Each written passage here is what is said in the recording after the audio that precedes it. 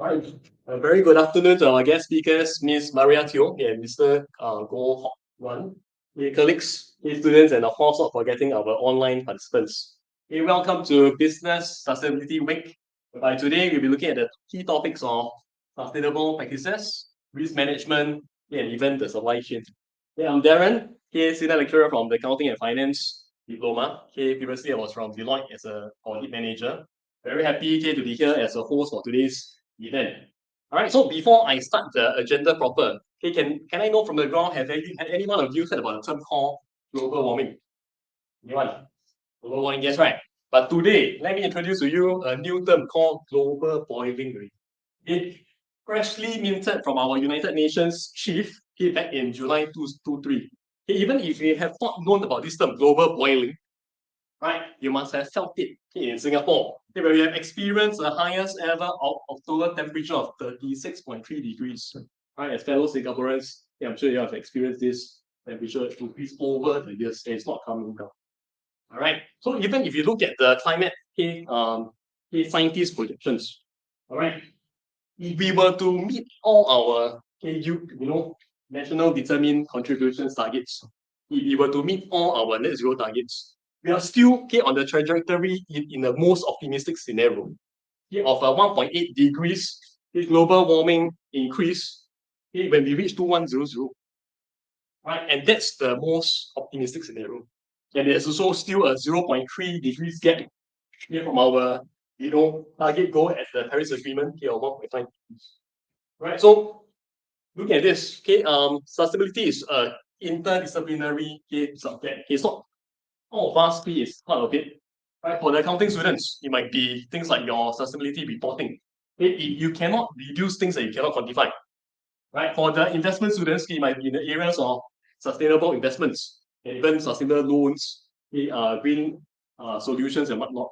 And for the ITL students, maybe you're looking at decarbonization strategies, right, to optimize our supply chain, upstream, downstream, green procurement guidelines, logistic guidelines. Right, so all of us has a part to play to meet the optimal scenario. Right, so today we especially curated these topics so that our industry can let you know what's happening in the sustainability ground that is relevant to your domain area, right? So that we know in the what the industry expecting, what they're going through, what are the best practices. Then we ourselves has a connection in our industry links. All right. So before I invite Ms. Maria Teo to share with us on the ESG trends, impacts and opportunities, please allow me to introduce Ms. Teo. All right, Ms. Teo heads the Sustainability and Climate Change team at CLA Global TS, specializing in risk management and data governance. She's also one of the 4 council members of the Institute of Singapore Chartered Accountants, the accounting students you know, ISCA, right, and chairs the ISCA's Young Professionals Advisory Committee and sits on the Sustainability and Climate Change Committee. So for the A&F students aspiring to be chartered accountants or even accountants specializing in sustainability disclosures, you all know who to look up to. Right, Ms. Teo, please.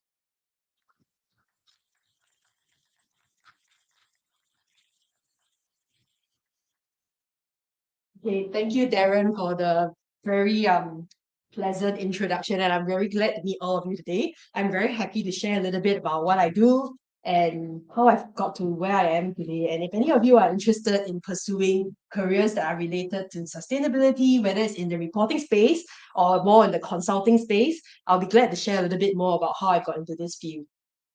So maybe before I start off with the all the theory and talking a little bit more about sustainability, let me tell you a bit about my background and what I do.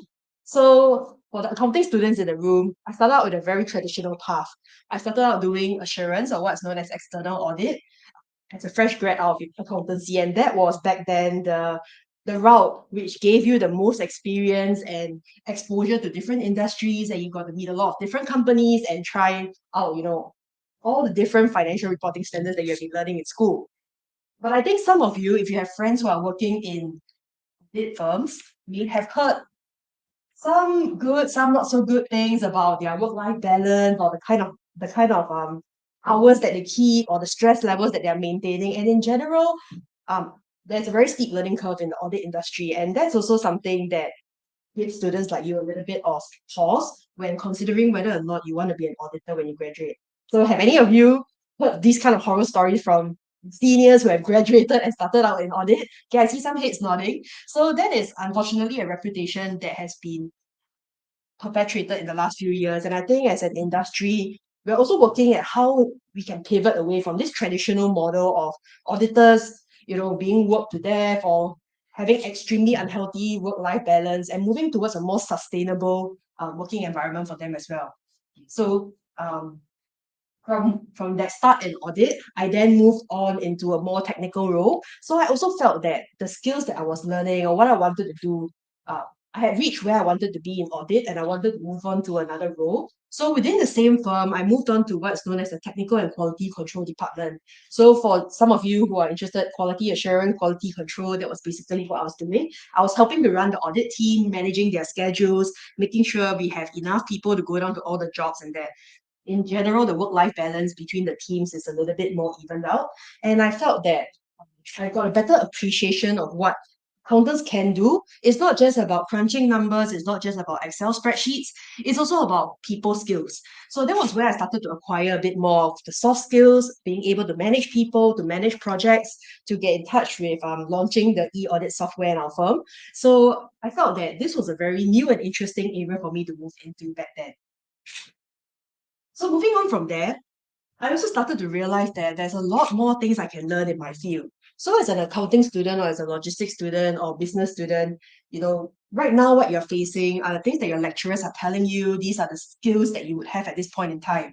But things are going to change. New standards will come up, new regulations will be in place, the markets are going to pivot to different places.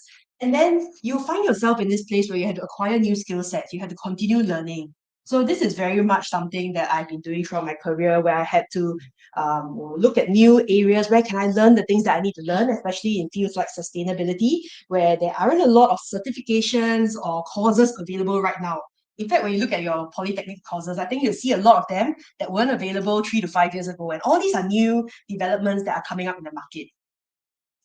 So I strongly encourage all of you to continuously develop yourself and look out for avenues where you can acquire new skills. Okay. With that, right, you'll find that once you have hit that step of acquiring the new skills or training yourself in different areas, you can then branch out into new skill sets, new career pathways as well. And that makes you very versatile and in demand in the career market. So for myself, what I did was that I was sent to UK to work with our holding company for half a year or so. And that was a great experience for me because personally, I love traveling. So by moving to a new place, by experiencing how audit is done in another area, I think that's something that a lot of people want to do to really broaden their mindset. When I came back to Singapore, I started working in the forensic and litigation support department. So I think that might be something some of you are interested as well. If you watch things like CSI or Crime Watch, that's something like what forensic accountants do. And eventually, I was also asked to move into the sustainability team to build this service. So right now, the new skill sets I've had to acquire are to deal with climate change, greenhouse gas inventory, advising our clients on how to move into sustainability and things like that. So one of the key things that I do as well is to work with the future generations of accountants or even with people who are going to enter the industry. So I think as Darren mentioned earlier, I work closely with ISCA and the Young Professionals Advisory Committee to reach out to students in their tertiary education or even earlier to tell them what careers look like when you're going to join the workforce. So whether you're interested in audit, which some people are, or things like tax, advisory, consulting, sustainability, or any other kinds of new areas, those are things that my committee works with as well. And we try to get courses out there that will help you to achieve your goals. Okay, so that's a little bit about myself. I don't want to spend too much time on that, and I'm happy to take questions on this later. I just want to build on what Darren was also saying earlier in terms of trends in ESG. So what does this mean as a business student or as an accounting student? Why do we need to care about sustainability or ESG, which stands for environmental, social, and governance factors? So I've put some of the statistics up here on the slide, and you can see that from a corporate level, a lot of conglomerates, MNCs are moving towards a more sustainable point of view because they realize that in order for them to continue in business for the next 50, 100 years, they need to be sustainable. If they're not sustainable, they're going to be phased out. And if they rely too much on fossil fuels, for example, what's going to happen when fossil fuels run out? going to happen for their business there. So they realized that it is very important for their own livelihood to make sure that they're sustainable. And I think for most of us, if you plan to work in a company one day, if you want to work in an MNC, if you want to work in things like Google, Facebook, you will see that this focus is coming through to every single business unit in these MNCs. It's that important to focus on sustainability. So we've been talking about the global level and some of the trends, but what about Singapore? So Singapore is just a little red dot on the map. How are we being affected? And how is this going to affect your career prospects once you graduate and join the workforce? Darren has already spoken about, how Singapore's temperatures are rising, and I'm sure once you go out, you feel it's either very hot, it's very humid, or there's haze. So that's not something that we like. And imagine if this were to get worse and worse in 20 years when you're in your prime working years. How are you going to feel like when you have to work in this kind of environment where things are getting hotter and more unbearable outside? Is this the kind of world that you would like to grow up in, to raise a family in, or to eventually retire in? So these are all concerns that as a working adult you have, and these are also things you're going to inherit from us when you start working and thinking about this problem in your own personal capacity. So I always encourage people to think about sustainability, not just from governments are doing and what companies are doing, but really as an individual, how are you being affected? And is this a kind of world that you'd like to inherit future? Okay. With that, I've talked a little bit about the international trends in sustainability and in Singapore. But what about working trends? How does this tie in with sustainability? So previously I mentioned that ESG actually stands for environmental, social, and governance factors in sustainability. And in fact, that social factor has a lot to do with employment and how we join the workforce. And what does that mean for us? Things like work-life balance, benefits for your staff, whether or not you're happy working there, mental health, these are all aspects under the social pillar of sustainability. So it's not all about greenhouse gas emissions. Okay?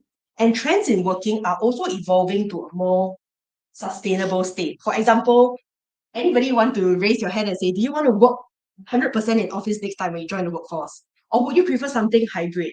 Would you like to work at home part of the time? Would you like to work remote? Malaysia, Indonesia, UK, US for part of your working day?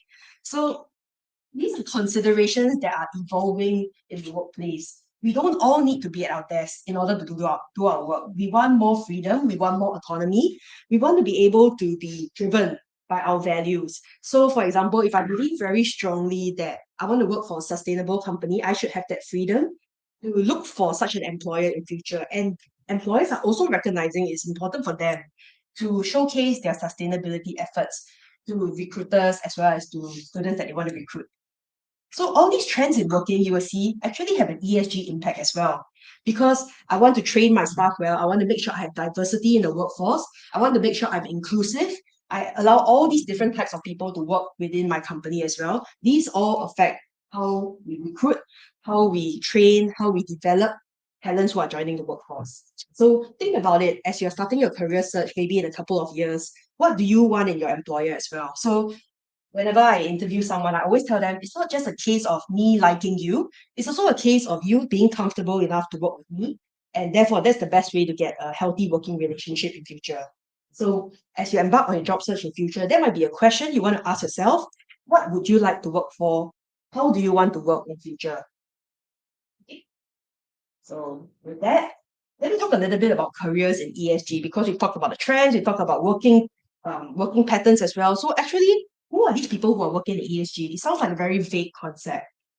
So you can see here this infographic that I have on the screen actually represents some of the different types of people who work in ESG. And you can tell that it's not just consultants like myself, or people working in the government, or people working in MNCs. We have everything from creative people, maybe in the marketing space or in copywriting or in design. They are also heavily involved in sustainability, all the way to people who are leading companies, the CEOs, CFOs. They are heavily invested in this space as well. So people who are visionaries, who are writing company strategies, who are leading government bodies, who are leading companies, they are all going to be part of this circle of people who work in ESG as well. So I encourage you not to just limit yourself to think that ESG role is very narrow or it only has a few career options for you. But increasingly, you'll find that every career has an ESG component. So if this is something that you're interested in, I think it will blend very well with your career opportunities in future. So if you have interest in being an accountant, what does this mean for you? What does accounting and sustainability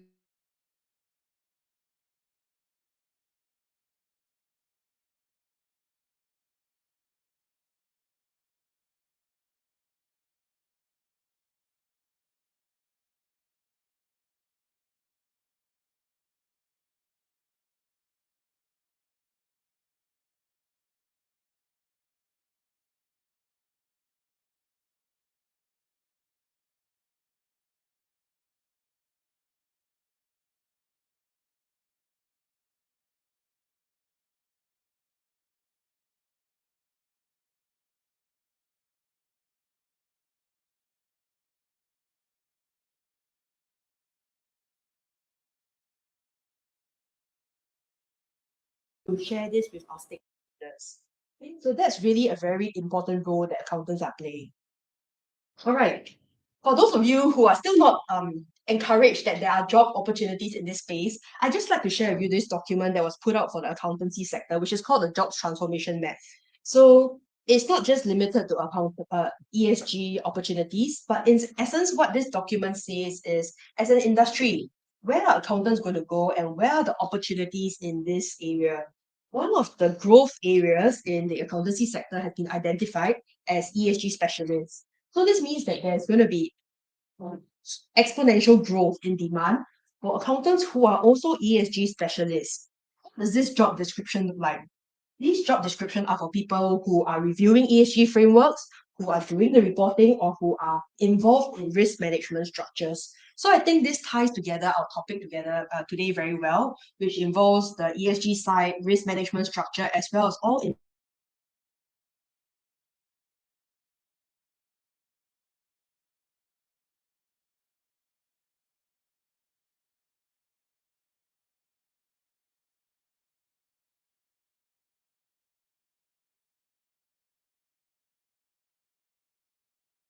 that you can develop. And none of these correspond neatly to just one job role. There will be lots of job roles incorporating parts of this.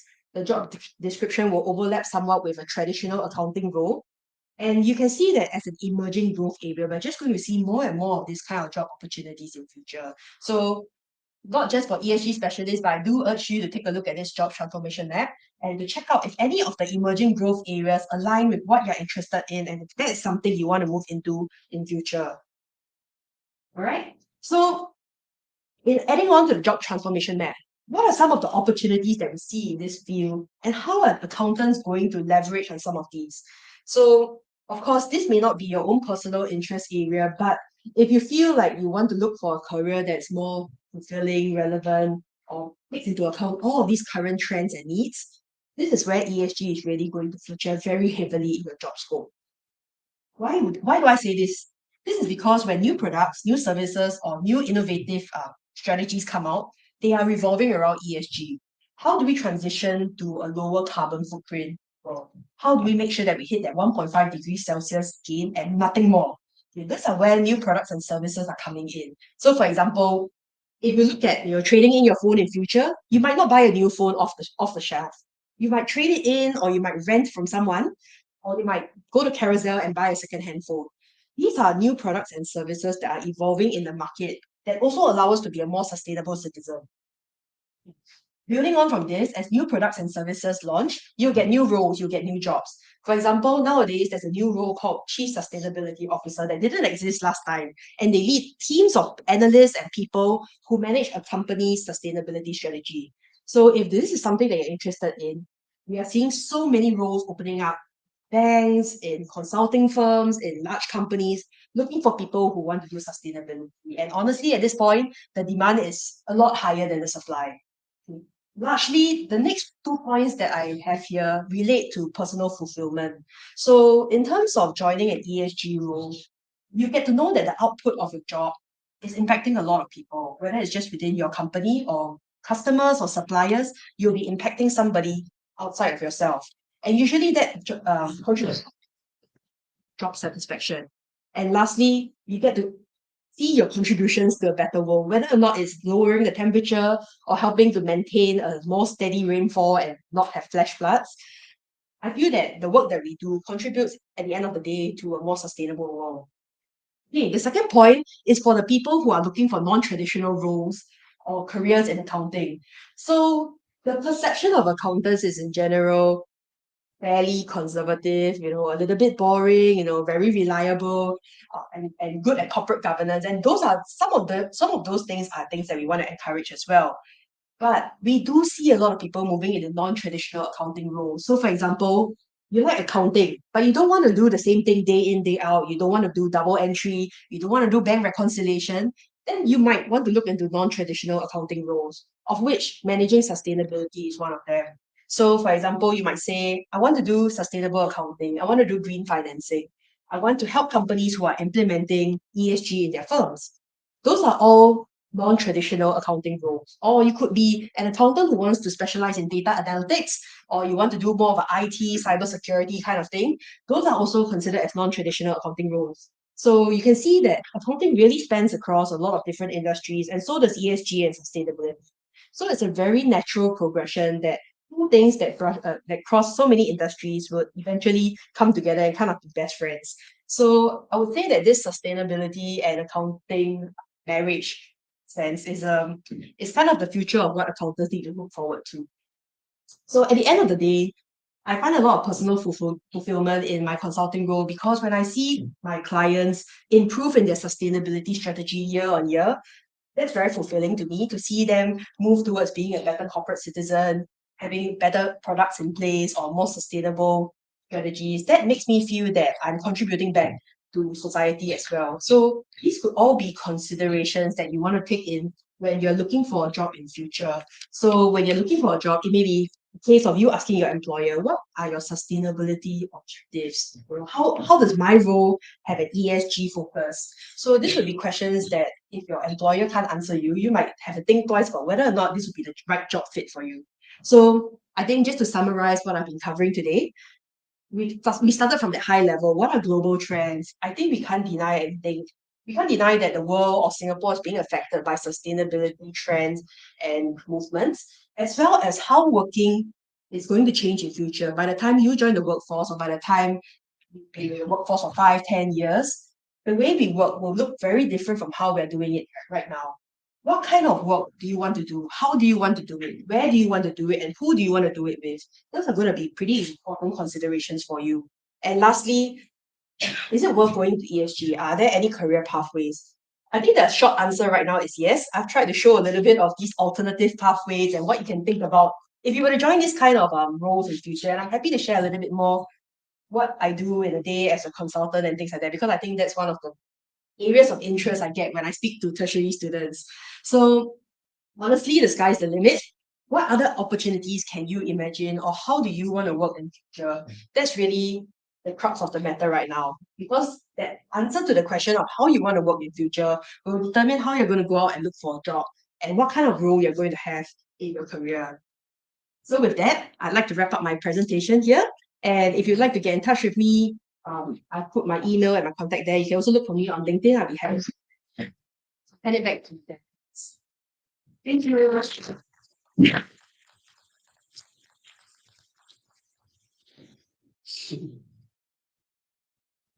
Okay, thanks Maria for her insightful case sharing. Yeah, I want to bring my students to go and change the world already.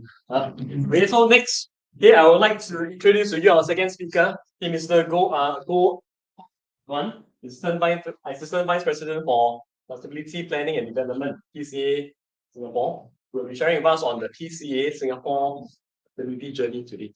Mr. Goh has more than 20 years of experience in port operations and management, covering various roles and functions in engineering, operations, marketing, housing, and sustainability.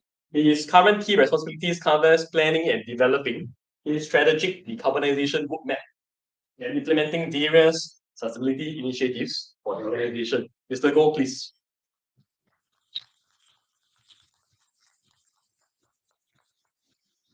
Hi, good afternoon, everybody. I think it's very interesting that Ms. Maria Teo has told you about all the potential jobs that you have, right? I'm not here to actually do recruitment, but here in PSA, right, with all these kind of jobs available for you, from sustainable financing, from those that you want to look at to green technologies, right?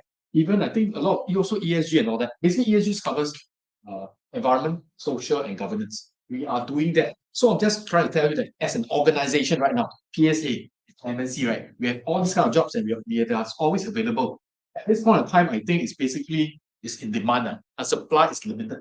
Yeah. So I think it's a good area that you look at. I think like what this Maria Teo is saying, right? In terms of reporting, right? Yes, there's a lot of reporting coming up, sustainability reports and all those. But I think later on we'll touch on some of these things. Right. So there's actually quite a wide range of roles that you can play. Or I can also say in PSA, right, we have all these positions available at this point of time, just to share with you. Okay, not selling koyo but I think what they say is true. So as an organization, PSA, we have all these jobs and we are actually looking at ESG as a whole. Right. So first of all, do you all know what does PSA stand for? Anyone? Anybody? Very quiet. It's okay. Actually, PSA doesn't stand for anything. Okay, PSA is just a name, right? That we just because before 1997, right? PSA stands for Port of Singapore Authority, right? But after 1997, right, it becomes a corporation. Yeah, but because it's a brand name that people recognize in the maritime industry, you keep this name, so it's still called PSA. The authority part, right, moves on to basically Maritime and Authority. So what is PSA right now is a leading port operator, right? And also supply chain partner, all your cargoes, whatever you see over there. Okay, this is a bit of history, right? So you can see from here, actually in 1997, before 1997 is a stat board, Port of Singapore Authority. After 1997, it has become a corporation. It means a private entity. It's fully owned by Temasek, 100% owned by Temasek. Okay, so we have moved on. You can see that the first thing we do is that we go into basically the overseas. So we start to go overseas and try to acquire ports, terminals, and all that. Yeah. So you can see from here, we have actually moved from Port Authority. We start with China, a lot of Chinese port. Then along the way, we form a PSA International. That means we globalize and we start to acquire a lot of ports. And not only just ports and terminals, we're also looking at inland ports, marine services, and all that. Right. So okay, Quantum Logic is an IT company, right? So just our latest acquisition is BDP. BDP is a supply chain logistics company. PSA has acquired. So now it's called PSA BDP. Okay. So besides ports, terminals, we also basically run the whole entire logistics. So right now, where are we right now? We are in 176 locations, 66 terminals in 44 countries. Right. So again, this is our global footprint that we have. And in every of this region or whatever, right, we need ESG. Yeah. So basically, when we talk about sustainability, right, I think initially with sustainability, we're saying that, is it a buzzword? Is it something that is only for now? No, so I think sustainability now it become a must. It become a strategy for a company to go on to actually stay relevant. And in sustainability itself, there are potentially different areas that you can actually look at.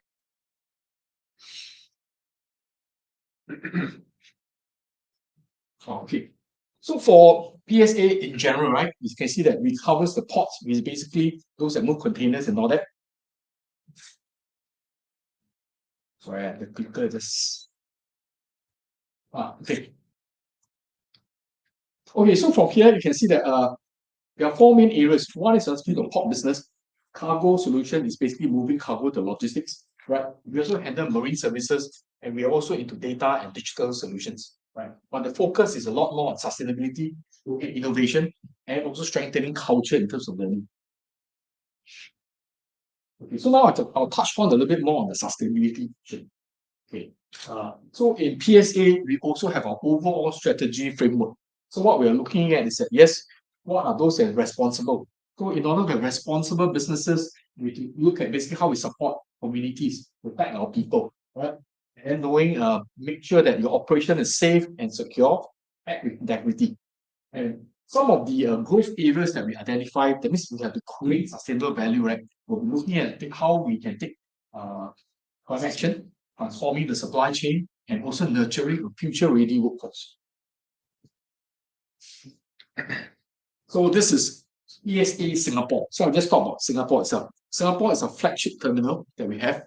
And You can see from here. I don't know whether any one of you been to the ports. I understand this morning there's also a port tour with PSA. Any one of you is gone? No, okay. Anyway, this is Tanjong Pagar and Keppel terminals. These are older terminals. We started off with a lot of diesel-based equipment, right? We move on to Pas Panjang. In Pas Panjang itself, you can see that cranes that we have that move container from the wharf side and all that are all electrified. Those handling containers. So what is left is only the horizontal transport, which is those that move container point to point within the yard, right? They are still running so-called by fossil fuel.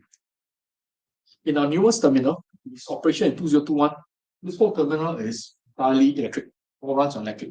Yeah. Even in the yard itself is electric cranes, and we have AGV, automated guided vehicles. No man is manless. So in short, it's basically the whole thing is running on electric and it's manless. Okay, so the company itself, we have set ourselves a target. We want to reduce our emission by 50% in 2030. Our baseline is 2019. We are targeting 100%, right, or net zero by 2050. So that's a target for the whole entire group. So we have to look at ways to reduce this in order to meet our basically targets. So, of course, one of the levers that we want to move on is electrification. Whatever that you have to run on diesel, right? Let's switch to electrification. So just to share, okay, currently like I say, in Tuas, it's already electrified. A horizontal transport that move containers is already electrified. But in Pasir Panjang itself, we still have a mixture of so-called vehicles. Currently, we have a fleet of LNG so-called trucks. I don't know about what's LNG trucks, liquefied natural gas. Okay, LNG trucks as compared to diesel, right? They give you about 20% reduction in terms of emission. Right? So we're also going into electric trucks, which is coming on stream by end of the year with another fleet of electric trucks coming in. That will give us another 50% reduction in terms of emission as compared with a diesel truck. Yeah. And so likewise, you also going to hydrogen. You're going to have the very first hydrogen fuel truck coming in. Just to share, within PSA Singapore itself, our very own LNG refilling kiosk and our very own hydrogen refilling kiosk. Whatever that we have, we are setting standards for all this so that we can be used for the industry as a whole.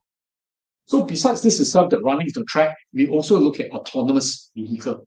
And these are trucks to run. It's like you hear about electric cars, autonomous cars, and all that, right? We have autonomous vehicles within the port. Yeah. So that's what we want to look at. Yes, so I think this is just to share what are the main pathway. One of the key pathway is look at electrification, right? Everything electrified. Number two is that look at the low carbon fuel. If you know in the industry at this point in time, a lot of people talk about hydrogen. So how can we make hydrogen as potential low fuel for our application? Right. So we are also looking at the technology front and see how all this come into play. Right, that's just one example. Okay, currently we have a hydrogen fuel cell prime mover coming before end of the year. We have a first refilling kiosk. We are looking at over upstream, midstream, and downstream to look at this whole entire supply chain. Right. So we're also working with a lot of industry partners to look at the technical and economic assessment of this hydrogen supply chain as a whole. As you know, Singapore has already come out with a hydrogen strategy for Singapore. Right. So that's how we also want to dovetail in and then knowing. Well, of course, at this point of time, in terms of cost, it's still quite high. But we are also prepared to go in to look at it and to see how we can understand the technology better, how can it be applied in our context.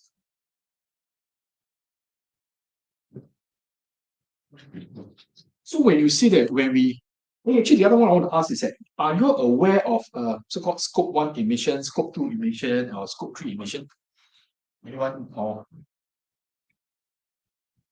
no, okay, never mind. So a very quick one is that in the industry, when you talk about emission, right, based on GHG protocol, right, greenhouse gas protocol, we talk about scope 1 is those that are within the control that you're using. Right? In our context, it's our diesel consumption or even LNG consumption that we're using to run our business. That's our scope 1.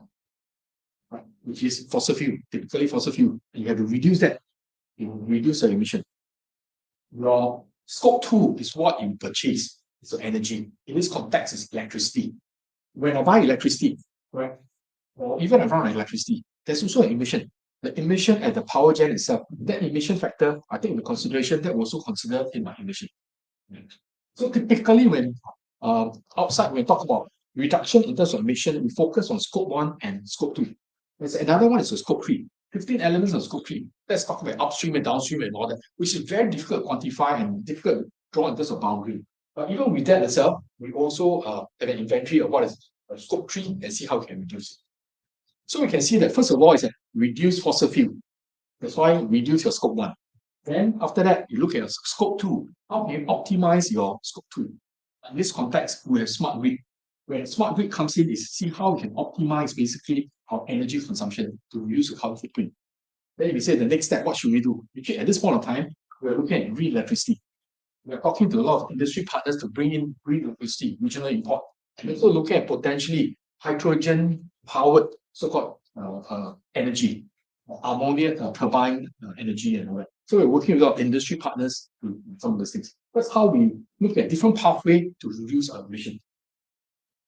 Of course, I think when we talk about all these projects and all that, right, we work actually very closely with the accountant, the finance, and also other, including risk management. And that's coming to a point. Yes, we work very closely. For example, I'll give you an example. When we want to embark on a project, typically they say, oh, just based on your financial PIR or IRR returns and all this typically. But now we've added one more thing in, called NACC, marginal abatement cost. What does that mean? It's basically how much do I need to spend to reduce 1 ton of carbon emission? We take that into consideration because we also build in internally internal carbon pricing. Yeah. So as long as we clear the internal carbon pricing, the project, although it's not viable previously in a financial sense, right, we are ready to push ahead. We are ready to pay a premium to make the project works. So you can see that these are things that are changing. Yeah. So when we talk about scope 3, it's about upstream, downstream, and some of the things that we are looking at beyond what we do control. So we look at, I think this just a few examples. What we have here is that in the port itself, our trucks, they got a lot of tires. So how do we actually recycle some of these tires, right? So we actually work with some partners, look at plasma pyrolysis, gasification. We actually change all this into resources, into like waste to energy and all that. Then the other one is that, as you know, our city terminals it's going to return back to the government in 2027, in the previous time, right? So we have a lot of cranes and all that. All the cranes, when you do decanting, all these cranes are all steel structures. So again, we also work with suppliers to see how we can make all this right as potential waste steel for green steel production and even making it into powders for the green manufacturing. The one on the right is actually refrigerant. Okay, in this case, refrigerant, right? You know, in your aircon, you always have this refrigerant that runs. So in the pot, this in terms of container, right? It's called a refrigerated container. So in short, it's an aircon container. You can put your foods and all those. Yeah. So when you do repairs and all those, you will also have so-called leakage of refrigerant that you have to top up. Yeah. So what we have done is that we also work with technology partners, right, to actually look at all this refrigerant, right? We actually refine it, review it, and filter, and then sell it back to the shipping lines. It's called a reclaimed gas. Yeah. Why are we doing this? Is because in the refrigerant itself, for example, a certain refrigerant, right, it's measured under GWP, global warming potential, which is very high. Right, that's more than 1,000. But when you reclaim it, right, and reuse it again, right, your GWP becomes 0. So in short, it's basically we're also helping our customers to look at how we can reduce emission. It's like to the shipping line, this is a scope 1 emission because they use that. You ask, it's a scope 3. We're providing a service to the liners to do business. Yeah. So these are things that we also do, looking at customer needs, how we can also help them. Yeah. Then of course, I think the fourth area is about batteries. I think earlier on we talked about we have a lot of AGVs and then a lot of electric trucks coming in, right? Which means that what we're going to do with all the batteries that we have. First, number one is try to lengthen the battery as long as you can. It's useful life. And then what else can you do? So we are looking at how we can look at repurposing some of these old batteries as battery energy storage. So as battery energy storage itself, you can use it to you also help to look at so-called managing of the craft. At the same time, we can also participate in the energy market. Okay, In view of time, I'll do a very quick one. Okay, the other one is just to share, even port development. We also look at sustainable concrete. So we use GGBS. GGBS is just ground granulated blast furnace instead of typical so-called Portland cement. And that actually reduced embodied carbon by 72%. So we can see whatever things that we do, right, even from the building, built environment to operational and all those whatever, we're looking at what is a sustainable way to actually move ahead. Okay. So likewise, I think we talk about electric truck. We're also working in the industry to see how we can actually roll this truck ecosystem, right, for the whole entire industry, so that we can decarbonize land transport. So we're actually working very closely with EMA and FTA on this. Okay, so in view of time, same thing. So likewise, besides this, we also look at green technology. What can we do, right, to make it smart and green? Automation to start to come in, autonomous vehicles and all that. That will actually help us as a whole. Right?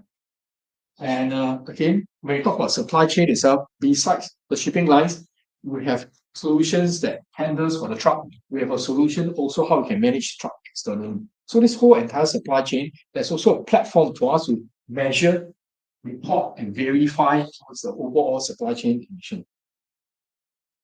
Right, this is just an example. Okay, we also start to establish green corridor. This is a Singapore-Rotterdam corridor. Let's say how we work together so that this voyage, this particular corridor, right, is green. Right. So we're going to establish and working with different partners to make this happen. So in fact, more and more corridors are happening. Right. You can see from here, this is some examples. Okay, and then the other one is about people, a very quick one. So besides all the hardcore technology systems and all that, we also look at people. We're an app that basically help people about sustainable activities and all that, and win prizes. Right. Then likewise, we have also co-create parks with M Parks. Pasir Panjang itself, I think Pasir Panjang Park is the one, if you pass by over there, is co-created together in park. Yeah. We invested about 3.5 million just to so. And also we have our own food garden, maybe the pots, right? So it's basically for volunteers to come in and all that. And we have 6 food gardens, planted many trees as well. And okay, the other one is that if you have time, you can actually go through our sustainability report. There are 2 reports. One is the PSA International. You can see the global footprint. The other one, you can talk about PSA Singapore. Yeah. So again, sustainable reporting, right? We need basically a lot of people coming from the financial aspects and all those whatever to come in because there are different standards. So I think that's all I have. I will end up with a short video that summarizes what we have. That's all. Thanks.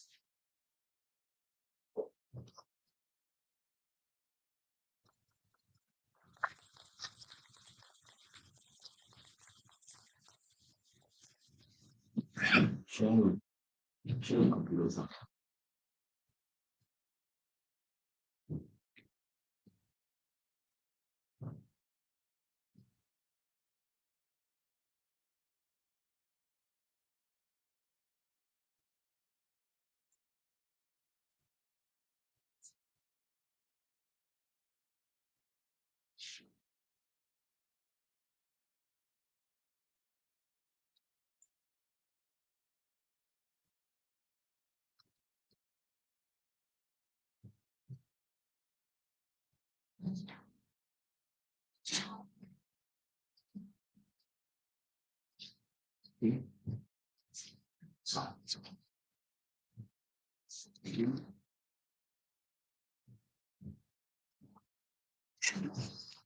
This would be a point.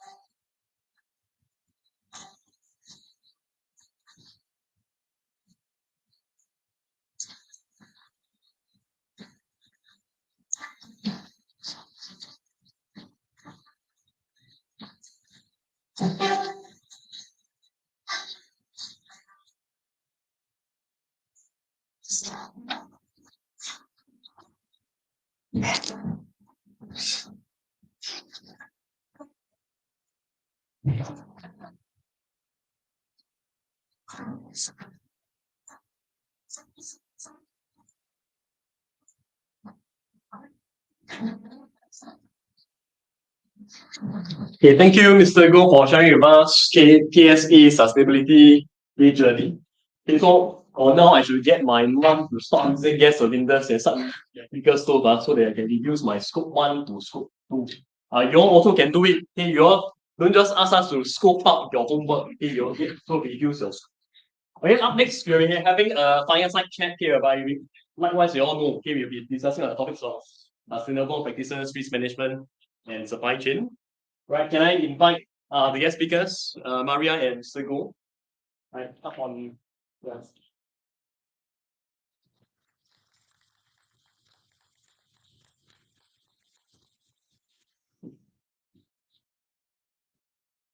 Okay, so just a very informal case session to discuss about this topic. So I believe as sustainability practitioners, there's many initiatives and whatnot. So how do we foster a culture of sustainability? And how do we usually when they are going through things like green products, okay, there's always a premium charge. Okay, there's some minor inconvenience, right? So there's always resistance to change. So in the areas of how do we foster a sustainable culture and how do we deal with potential resistance to change from the ground? This. Right. So I think from actually culture is very important. How about so-called change and all this, right? We need to pay premium for even going green and all that. I think at the end of it is actually we must know what is the pros and cons. I think it's just more than just money, right? So I give an example. I think earlier on I touched on is that within PSA itself, right? Culture is one of those things that we look at because it's about people. So we have actually a mobile app, right? They reach out all the people in the ground. We tell them what is sustainable This is what they can do for its individual role. So they know that how they can contribute. That's one. Right. Then of course that's how you reach out to everybody. So very important is awareness. So everybody, can you imagine? Everybody think likewise, going green and all those whatever, in its own role, its own responsibility, to find ways to go green, reducing waste, right? Bring your own cars and also whatever single way. So even as a driver, as long as you say, hey, don't do sharp turning, don't accelerate too fast and all that, they know that with that itself, you reduce consumption, and that will actually reduce in terms of so-called emission the company as a whole. Right? Then of course, I think the other one is very important is that this is outreach program. As some program to reach out to everybody. Everybody must have the same goal, same understanding. And there's always some rewards. I give you an example is that even you do certain things right, we actually give awards. Rewards as well. But going green and all that. Yeah. Then I think the other one is that when you want to go into so-called green projects and all that, you also have things like green procurement. Give you an example. We state that, for example, I want to buy paper, right? It must be green label. No, don't buy. Then we even state some of these things in. Right? You must fulfill certain requirements. Then even like, for example, I got a supply contractor coming here to work. Oh, you must fulfill all this HSSE, health, safety, security, and environment. So that we may pay a bit more, but it's to instill this practice and all those across higher organization. So that's something I think we should do. And then at least you need also top management approval. That would be actually very useful when you pass that down. So culture is things where it's difficult to change, but you change slowly. So it starts with awareness.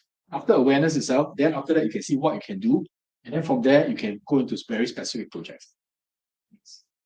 I think I actually want to challenge that it's expensive to be green because I was conducting a workshop yesterday for a medical healthcare provider, and they were very concerned about carbon tax. Do any of you know how much is a carbon tax nowadays? Okay, just to share, it's now $5 per ton of carbon dioxide emitted, so TCO2e. But it's going to rise to $80 in the very near future. And where do you think this cost difference is going to translate into? So for example, let's say your Singapore Power has to incur $80 instead of $5 to generate your electricity. Who's going to pay for the difference? Yeah, I mean, the short answer is us lah. So in that sense, if you include some other form of green energy, you will have to absorb this cost difference in future. And even though nowadays it's almost the same price for green energy versus traditional fossil fuel energy, this might not be the case when you start paying your utility bills. And likewise, for green financing, we spoke to some of the financial institutions and they have so-called a budget. They have a certain amount of green financing they have to hit. And that amount for one of the financial institutions is $1 billion a year. You need to give up $1 billion at least in green loans to hit your target. So can you imagine, at this point in time, right, they're trying to incentivize people to take this green financing. And in future, this share is going to grow so much that the green financing options will be even more than the non-green financing options. So by default, they will be offering green financing options to their clients. So in that sense, I feel that it may currently be a premium product, but within the next 10 years, of even 5 years, you will see a difference where the green products are actually going to become cheaper as people have net zero goals that they need to hit, as people try to transition away from some of the more carbon intensive products. So I think that awareness is really very important because now people want to minimize their carbon footprint. The best way for me to do that is to steer away from carbon intensive products and start to adopt more of the green alternatives. Yeah, so some of the key points that they are hearing here is alignment from your key management, right? And so things like awareness, if you talk about penalties, potentially carbon taxes coming in, then it might be even more expensive if you were to retain your whole area of policies. Right, and lastly, we also heard about incentives, right? So green loans, that potentially the financiers will be looking at your ESG ratings, need to access your credit or the interest rates that might, the material if let's say the loan content is very high. Right. So for if let's say the students like stakeholders out there, right? How do we engage them to convince them really on taking the first steps towards sustainability? Right. So in the area of sharing with them more the benefits, that kind of thing. So when you first started on this journey, right, what was the innovation step? I think comparing when sustainability was first a major concept in Singapore versus now, even in that short time frame, things have changed a lot. So, for example, mandatory sustainability reporting in Singapore started in 2017. And so it's been about 5 or 6 years. Back then, right, it was a really difficult proposition where you go to your client and say, please try your best, do something, start with a simple report. They'll be like, I don't want lah, why should I pay money for this? Why should I invest? And nowadays, when they go to meet potential client, they're actually asking me, can you help me include more things inside? I need to include my emissions. I need to talk about climate change. So they are more active in this space. And I think one of the main reasons is really because of the stakeholders, like what you mentioned. So, for example, there are big companies like Apple, Nike, who have net zero targets. If you want to be Apple's supplier, you yourself have to commit to net zero, for example. If not, you wouldn't be able to deal with some of these large corporations. So, as an SME in Singapore, if you want to deal with some of these larger corporations, you yourself need to prove how are you sustainable. So in that sense, it's no longer just a good to have, it's becoming critical to your business in order to show that you have these things. So I feel it's a very stakeholder-led program where your stakeholders are actually demanding that you do it, and then the companies have to adjust their strategy accordingly. So in the last 5 years, that has changed quite a fair bit. Like, stakeholders are demanding a lot more now. I think just adding on to this, right? Yes, we started sustainability reporting 6 years ago. Although PSA is not plastic listed, it's not mandatory. We find it's a best practice, so we do. That's where we learn and then we expose and we actually get the whole organization to understand. How are we managing? Actually, we have a questionnaire for my suppliers. Yeah. How are you at this point of time in terms of as this surveys are? Okay, of course, I think eventually we are trying to sift out all those so-called inner suppliers that will come. It is a matter of time they will come. But for now, it's actually see where they are, how we can help them, how we can work together as partners, right? Become greener. So likewise, I think even with our customers, which is our shipping lines, our shippers and logistics places, right? We also work with them to see how we can work with them. If we use our scope 1, and it's reduce our scope 2. So actually, it covers both ways. We are seeing that actually now, when you start to talk about sustainability, I think everybody will find that it's a need, it's a must, it's part of your business strategy. It's no longer it's good to have. So I think it's changing. So and again, you can see that the coverage is getting more and more. Started off with just emission, environmental sustainability. Now people talk about E, S, and G. It comes to social, your governance, your cyber security comes to place. Even the health and safety comes into place. Your code of conduct, procurement, and all those all come into play. So it encompasses basically a lot of things that you're doing within an organization. I think it's something that is going to get tougher and tougher, and it will be the norm in the future. It's not going to be easier. And a lot more, I think, mandatory reporting is coming in. Yeah, so hearing from some of the main points, mandatory reporting coming in, the stresses coming in from different stakeholders like investors, the financiers and whatnot. Right. And also as knowledge over carbon accounting and of course ESG disclosures research, then thereafter there'll be more and more people that's involved in this particular journey. But of course, hearing from our speakers, this is not only just an accounting discipline kind of subject. It is also points across marketing, right? The communications over the area. And also even things like your logistics, the ITL, looking at the supply chain management aspects.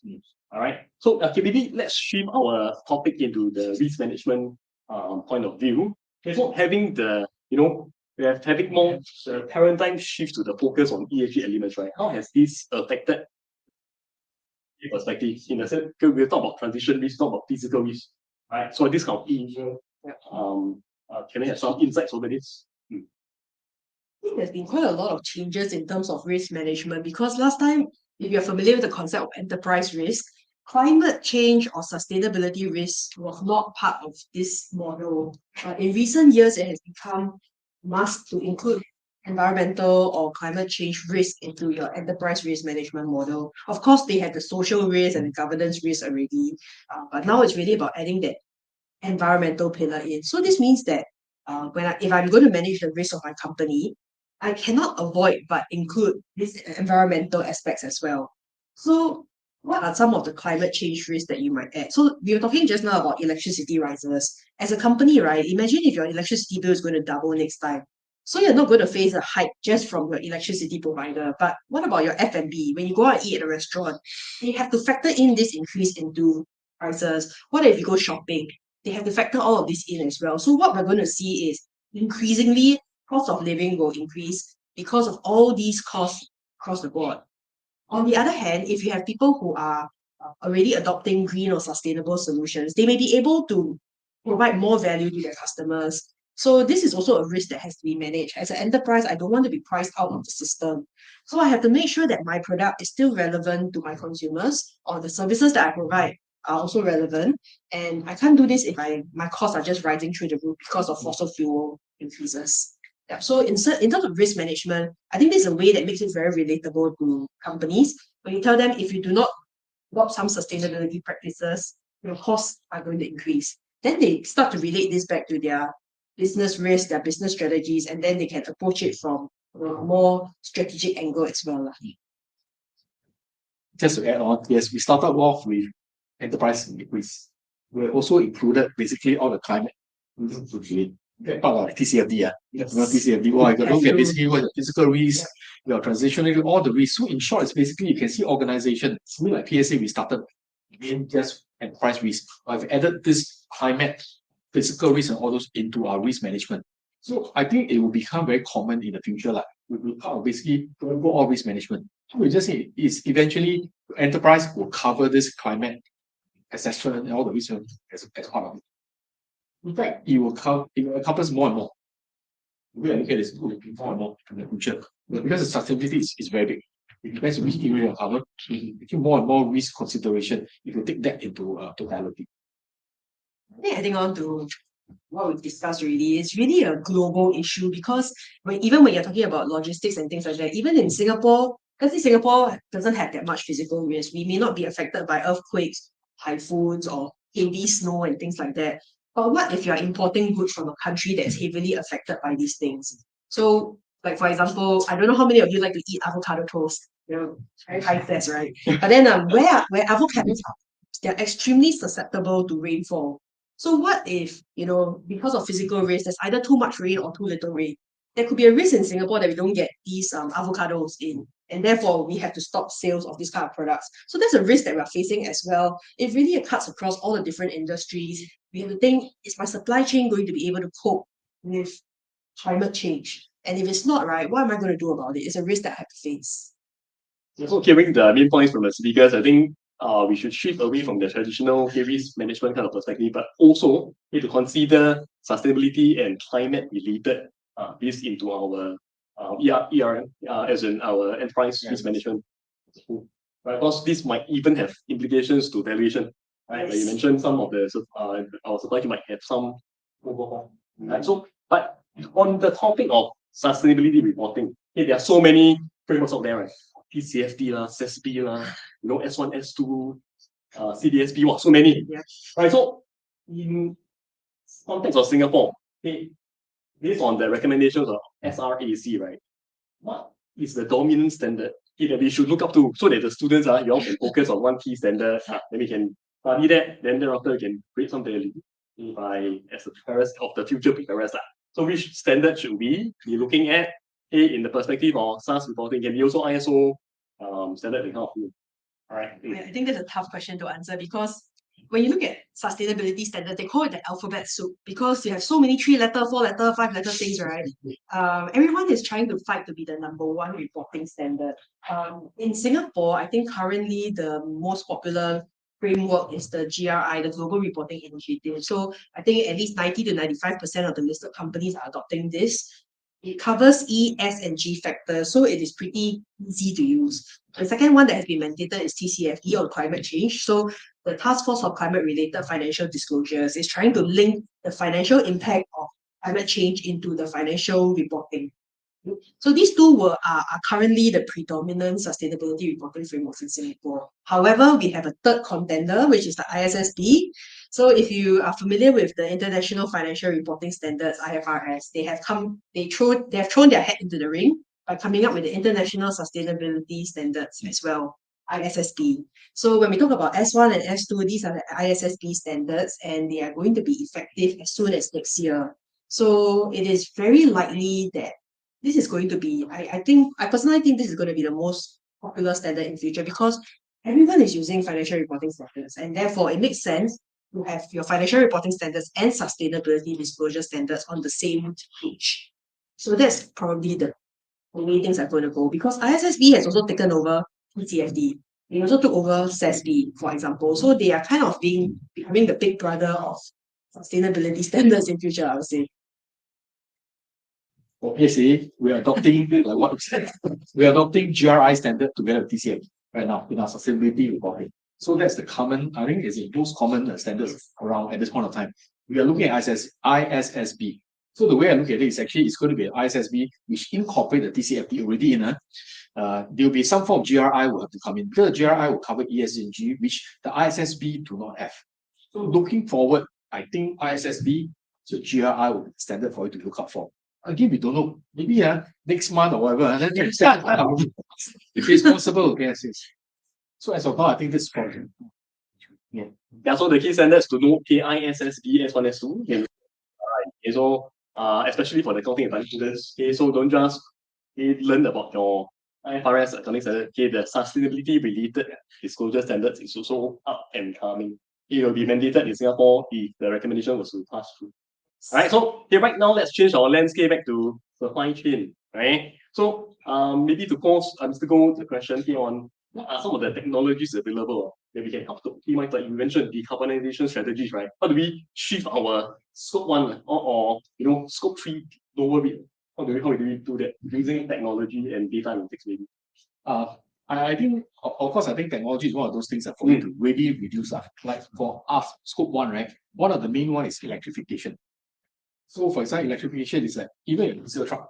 How you make a zero truck as electric truck? There's a lot of consideration. Cost is one of those issues. Like you say, like at this point of time, are you going to change your electric car? Compared with your current petrol car, there's always a cost. Right? Are you prepared to change? Of course, you know it's greener. So there's always a lot of consideration. But of course, I think we will look at when technology mature, when you have actually more supply and more demand, right? We think the price will drop. Yeah. Well, of course, in PSA itself, we find that's one of the pathway to go. Even we pay a little bit of premium, we are prepared to move. Yes. So of course that's one. Then of course I think we also look at battery is also one of those things that the battery technology. The battery, in fact, the prices is going down. So eventually, I think your electrification also it will eventually goes down. So your battery life it can be extended. It can be so-called better and more reliable. That will be another technology. Then of course another technology we're looking at is autonomous. So we focus a lot more on automation and autonomous technologies that will help us. So it's manuals. Everything will run sustainably. Yeah. Then of course I think from the so-called maritime perspective, right? How are we helping the liners, which is shipping line, which is our scope 3 itself? We're actually talking to them, encouraging them to look at potentially greener fuel. Right now, your typical vessels is MGO, maritime gas oil. So of course, then there's a lot of talk in the market, right? Are you going for methanol? Are you going for so-called ammonia and also whatever? So these are things that we're also working on. Whether is it ready? And likewise, we also work at Genco. Genco to look at now. Your typical in Singapore, 95% is on natural gas. Yeah, of course, I think you can see the government start to look at so-called request for proposal and all those whatever to look at ammonia turbine. That means you use ammonia straight away can generate electricity, or at least you use ammonia for cracking and use hydrogen ready. Yeah. So we're also working on this so that eventually we can offtake cleaner source of energy from them. Yeah. And then of course the other one that we're looking at is regional imports. Because in order to once you move everything to the scope 2, which is electricity, right? Yeah, it's going to be very high. So how are you going to reduce this? Right? Optimize. If you don't optimize, the thing is to reduce it by having green electricity. So that's what we also. Of course, I think like you say, when technology mature and all that, we believe that all this will cheaper. So I think the key point here is the embrace technology, right? And also to look at alternative fuels that reduce greenhouse gases. All right. So maybe let's shift to a more generic question. In the current state, okay, for aspiring professionals that want to go into this green sector, okay, what should students be? How should students prepare themselves towards this paradigm shift to green skills that's required? As professionals, what do you expect the students? What kind of skill sets do you think they should have? I think right now it's very difficult to say you must have this skill set or that skill set, but the primary thing I'm looking out for is passion in sustainability. So, firstly, if this person is not interested in promoting sustainable practices or looking into ESG and learning more, that's going to be very tough for them, even if they were to get a job. So honestly, I feel that if this is an area that you're interested in, the main thing you want to show your potential employer is that you are interested in this, you are keen to learn, because I think we've already covered earlier, the standards come out every 1 or 2 years. Whatever you know right now is going to change. So you have to demonstrate that you're willing to learn what it takes to carry on in this industry. Even now, maybe you learn about electric vehicles, right? Maybe next time we're going to have a different kind of vehicle coming out, or the supply chain will also develop new technologies and things like that. So it's constantly changing. That willingness to learn and the interest in this area is very. I think there'll be plenty of green jobs in our If you look at it, one is actually about the hardcore one is about technology, green technology, right? All your solar, all those whatever green technology is one part of it. The other part is a culture that people expect. It's also very important. And then the other one is about awareness and all that. The other one is about standards. Because there's another bucket is about MRV. It's called how MRV is measured, and then you report and verify. How do you measure your emission? How do you do reporting? How do you verify? So this actually is an important area that actually, if you're interested in, if you're passionate about, I think there's a lot of room to play across the whole entire supply chain, which is very lacking at this point in time. Right, so looks like there's a lot of opportunities in this green area. So recognizing right now of time, I would like to open up to the students. If you all have any questions, do feel free to reach out. Can come towards there. There's a marker for you to raise your question to the speakers. Yeah. This is more of a question for Miss Teo. So you mentioned you're a consultant. So what do you do in green consulting? How do you help those companies achieve their green goals? Okay. I think in the space of consulting, it's currently very broad because our market is specifically targeted a lot of SMEs. So for me, a huge part of my job role is preparing these SMEs to embark on climate strategies and things like that. So for example, we might have a company who knows that they want to go green, but have no idea how to do it. Probably they will have resource constraints because they can't afford to hire an entire team of people who do sustainability. So what can they do? That's where they might get consultants in. Can you please help me relook at our strategy? How do I incorporate sustainability in? How is it going to look like in my organization? So some of them will say, I don't have a lot of scope one, maybe 1 or 2 cars. I have mainly scope 2 electricity usage. I do not know how to go about doing scope 3. How do I put together a sustainability report? So that's also part of our advisory work. I personally do a lot of training in the region. So traveling around ASEAN or working with our international counterparts to give training and workshops. I find that after people are more aware of what they need to do, that's also where they have more questions about how to do it. So that is where the consultant can come in to help you bridge the gap. So in terms of building capabilities within companies, helping them to incorporate sustainability into the business model. That's what I do. So I personally like it because I get to work with a lot of industries, a lot of different sizes of companies, rather than maybe working on one particular model. So I find that interesting. She has the cycle. Any other questions from the floor?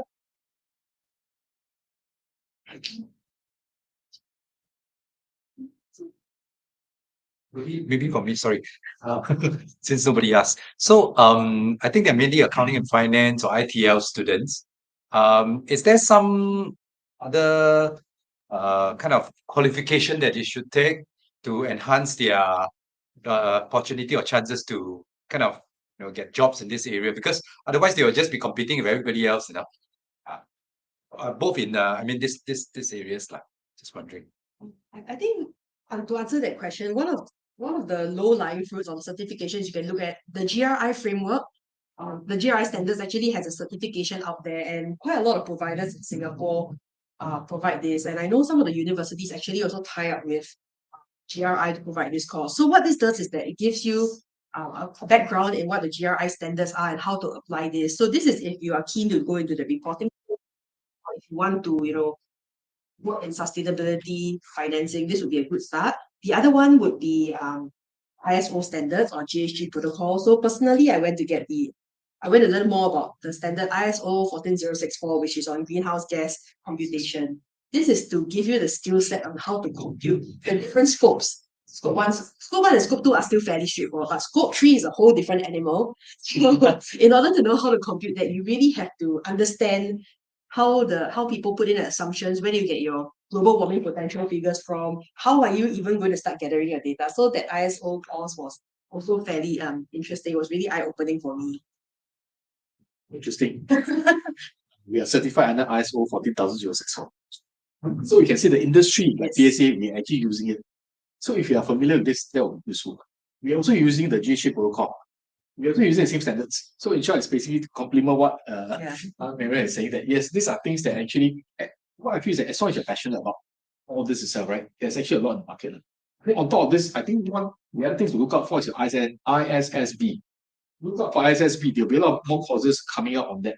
So if you are familiar with that, I think you put you in an advantage when you at this point of time. But again, you never know. Every few other years, right, new standards will start coming in.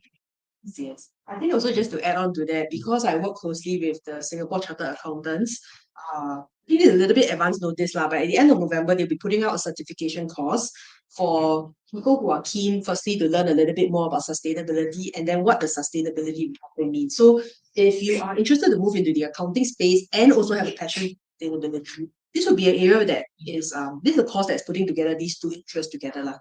And in future, there'll be one more on sustainability assurance coming up. And of course, closer to home, we also have an upcoming specialist diploma in sustainability reporting that we'll be working with KPMG. Of course, we'll be exploring the latest frameworks here like S1, S2, and GRI.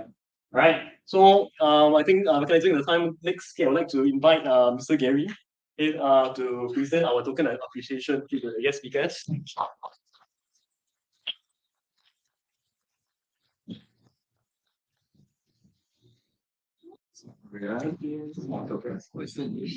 Just question. Do you have question? Yeah, maybe we just take a picture together. So they do it. Yeah, here. Thank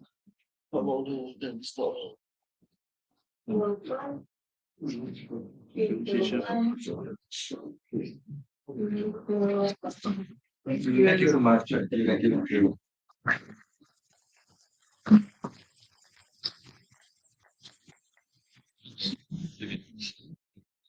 Okay, so with that, today we have learned a lot about the green sustainability sector.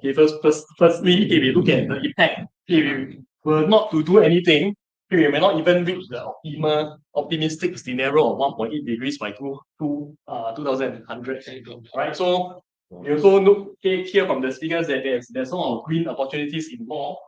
Right? So be it procurement side, reporting side, supply chain side, a lot of opportunities. Right, so after we all graduate from your current diploma, there will be a lot of courses out there to transit you all to the sustainability space. So keep a lookout for this sort of areas. So if you are even interested right now, you can start reading up on those green sectors. There's a lot of information and database available. Even the reporting standards, they are free.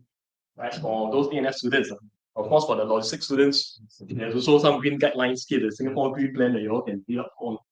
Alright, so with that, thank you for coming down today and being such wonderful audience.